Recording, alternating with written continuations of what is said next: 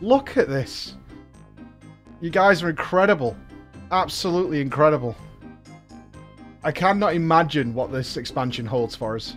10 quests later. No. No! No! Why? You Squeenix, why?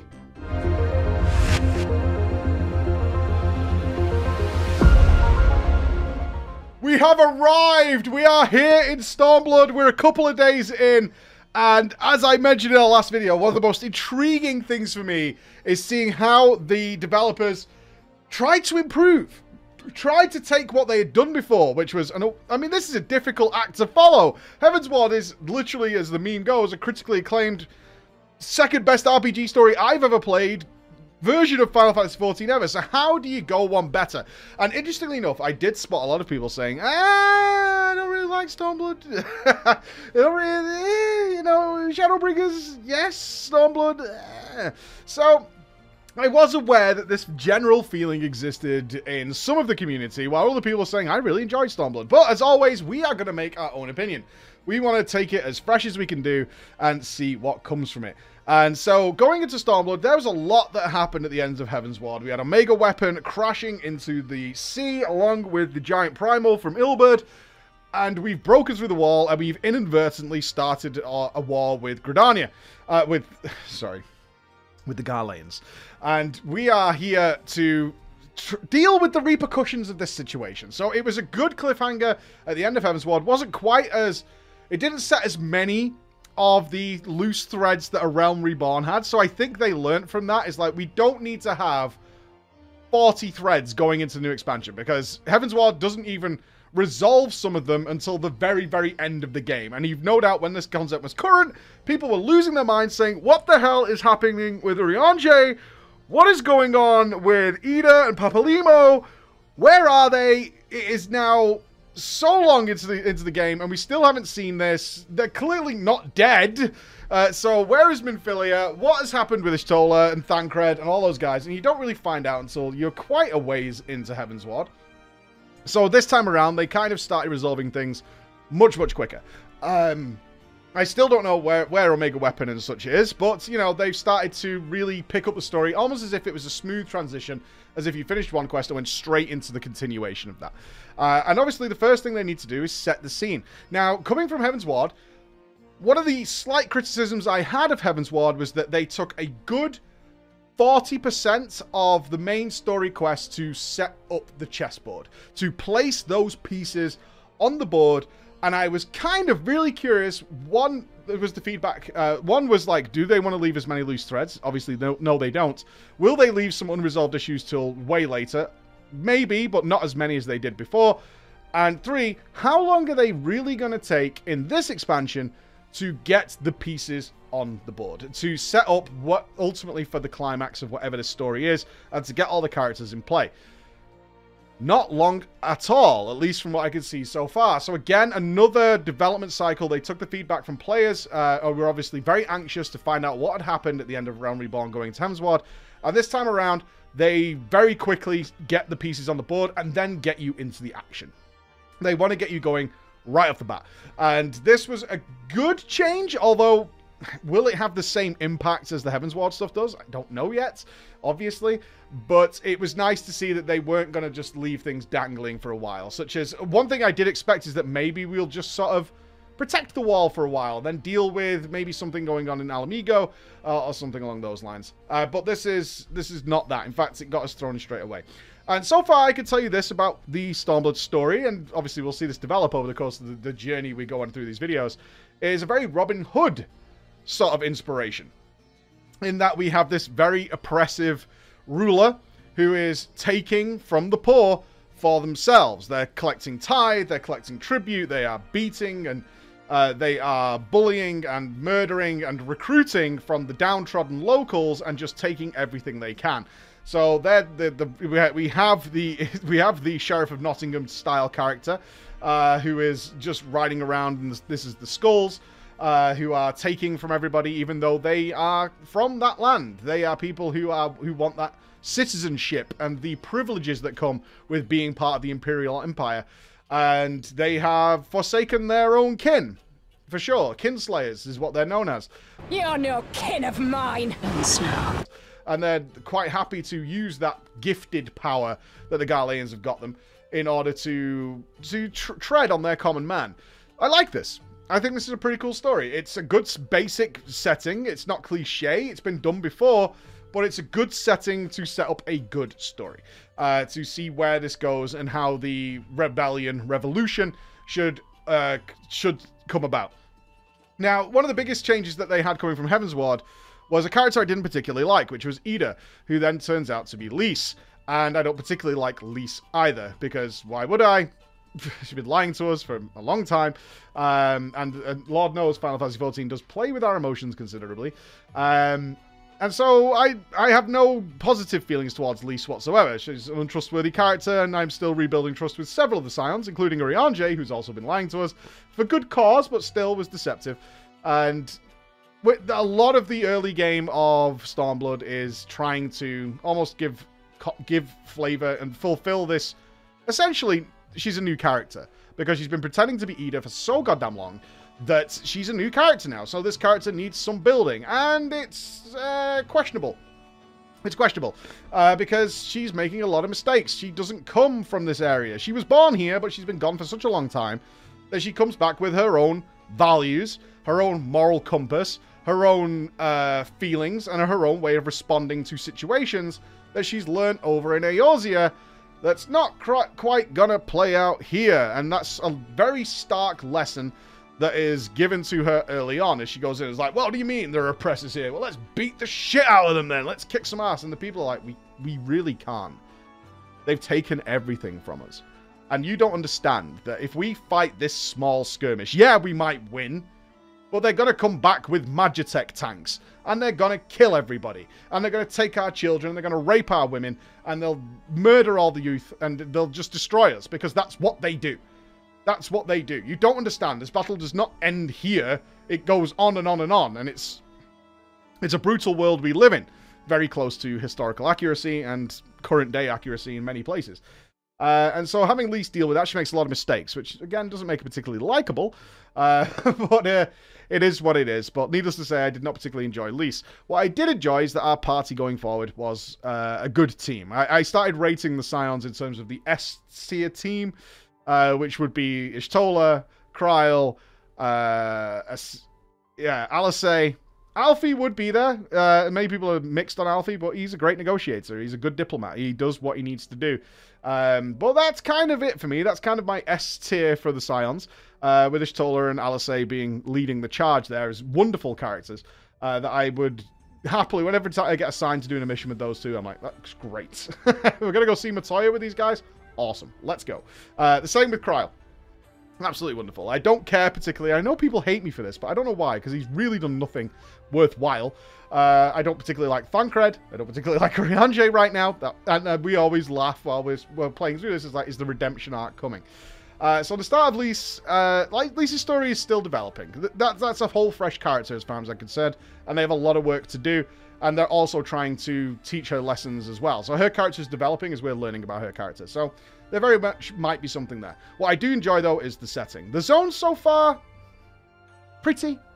Nothing particularly stand out. What I do like is some of the geographical details in the early zones. Having this big castrum in the middle of a bridge was beautiful. My favorite zone so far, of course, Kugane.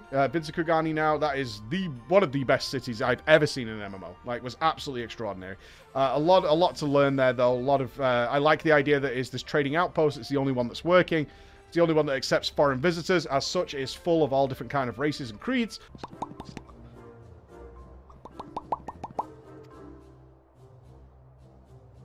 By the 12, a talking fish!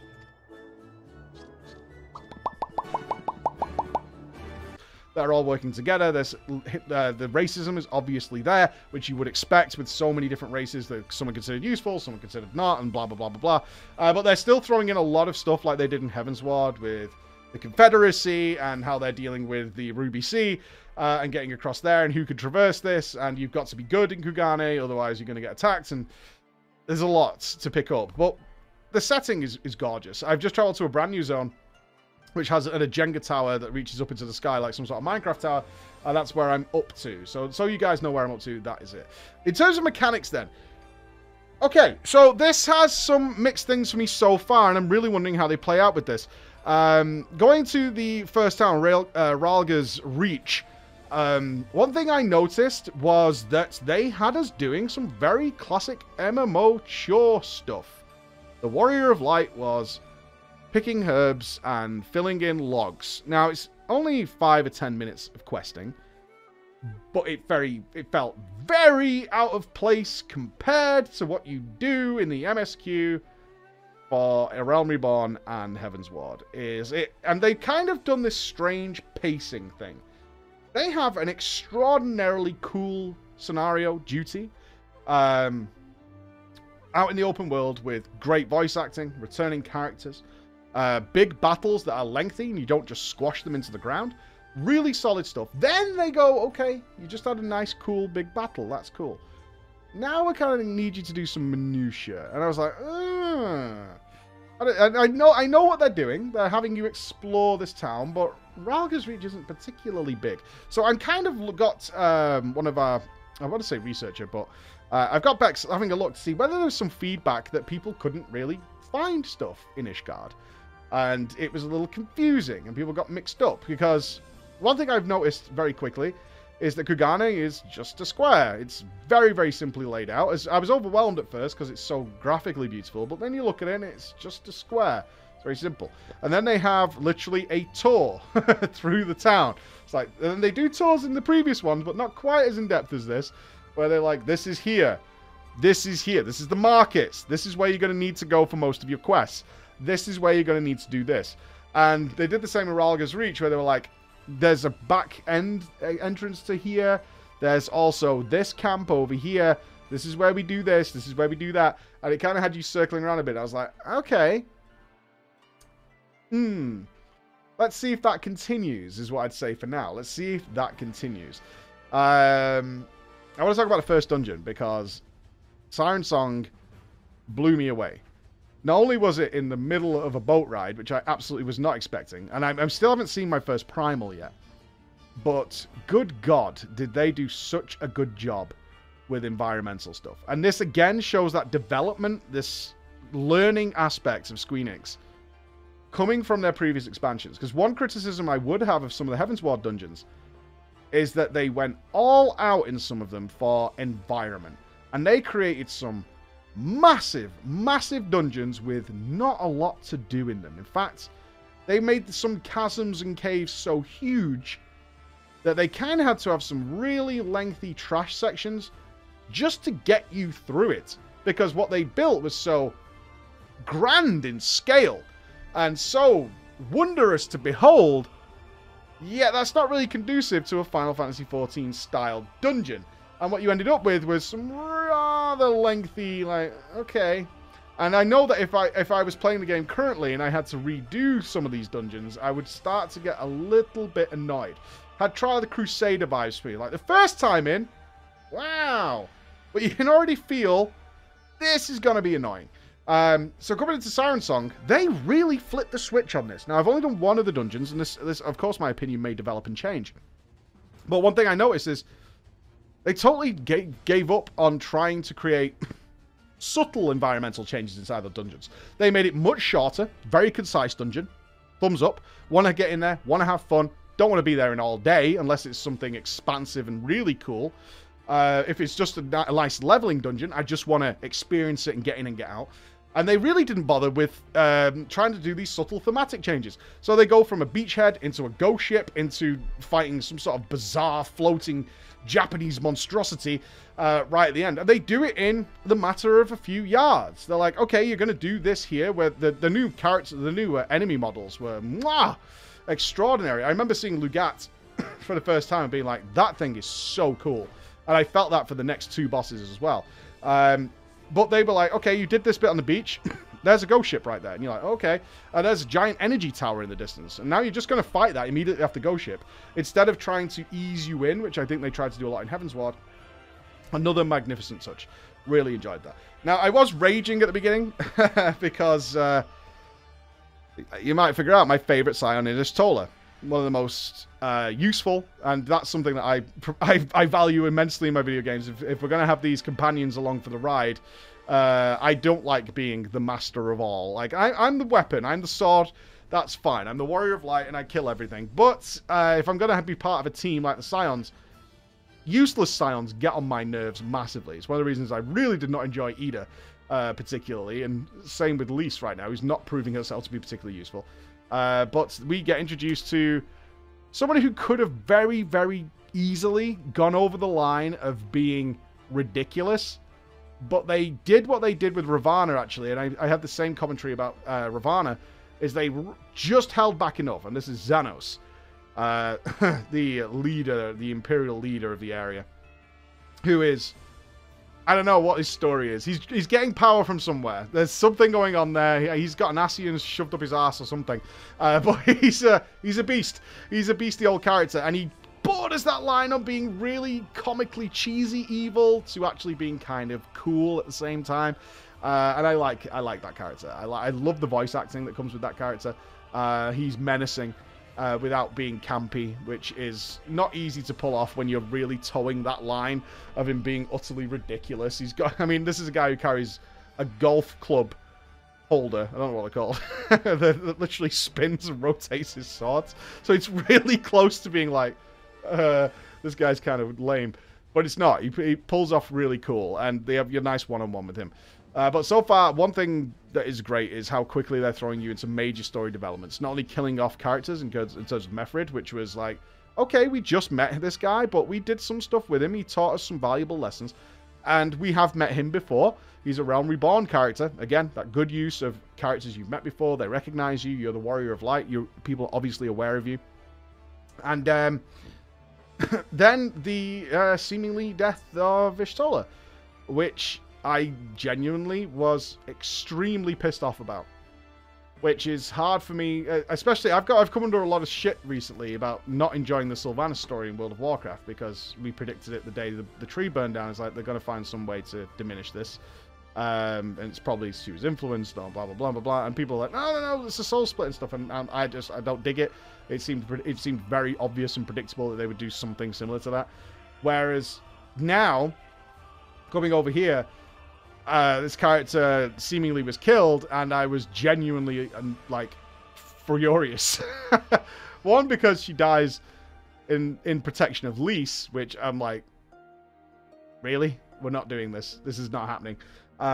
Much to the chagrin of our live viewers, who are just hilariously laughing at me and call it, and, you know, F, she's dead. It will not save you. Oh, don't you fucking dare. Don't you fucking dare. Fuck you, game.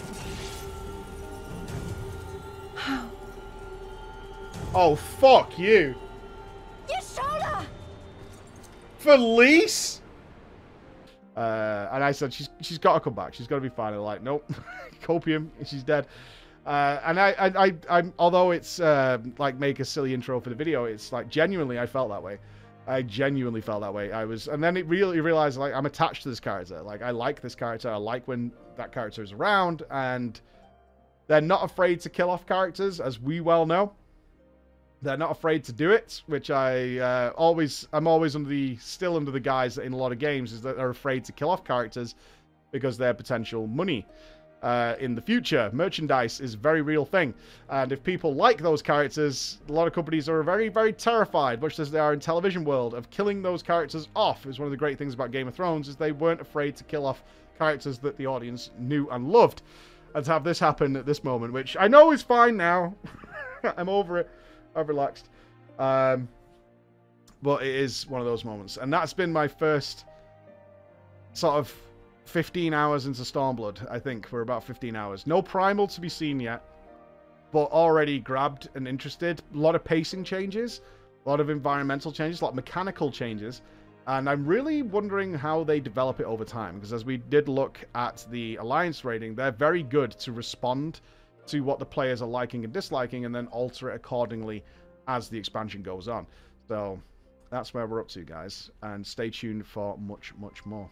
Thank you very much for listening. Bye-bye.